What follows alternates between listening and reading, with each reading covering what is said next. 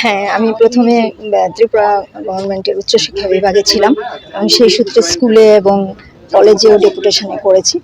তো এখানে অ্যাকচুয়ালি পরীক্ষা দিয়েছিলাম ত্রিপুরা শিক্ষকতায় ঢোকার আগেই। তো সেটাতে সিলেক্টেড হওয়ার পরে তখন একটু 92-তে যখন 92-এর জুলাই নাগাদ অ্যাপয়েন্টমেন্ট পাই, তো তখন একটু কনফিউশনে ছিলাম। তার জন্য 6-7 মাস ডিলে হয়েছে আমার এখানে জয়েন করতে।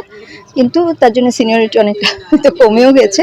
কিন্তু আমি ফাইনালি আমরা 1993 সালের মার্চ মাসে জয়েন করি।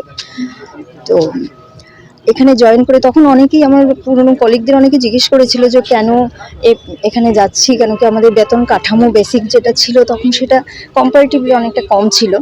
তো কিন্তু এখন আমি ফিল করছি যে একটা খুব গভর্নমেন্ট অফ ইন্ডিয়ার সায়েন্টিফিক ডিপার্টমেন্টে এবং এখানে নতুন কিছু শেখার একটা ব্যাপার রয়েছিল।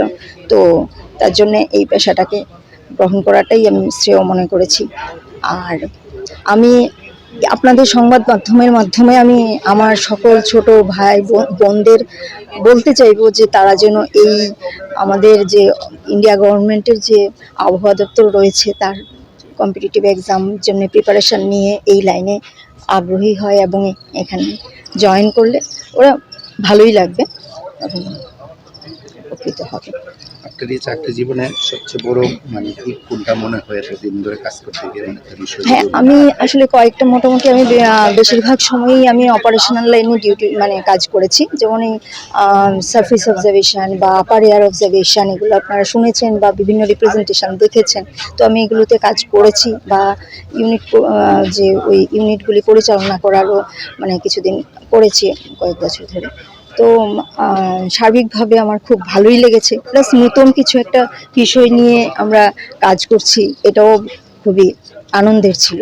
আর এখন তো আমাদের ডিপার্টমেন্ট বলুন, অফিস বলুন, আবহাওয়া কেন্দ্র আগরতলা বলুন, তার অবজারভেশনের ব্যক্তি অনেক বেশি।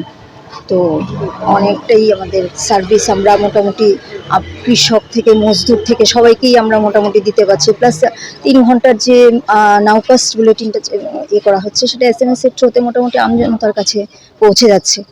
তো অ্যাডভার্স ওয়েদারের খবরটা, তো এগুলো নিজেদের কাছে একটা স্যাটিসফ্যাকশন থাকে যে হ্যাঁ, জনতার জন্য কিছু করতে পারছি।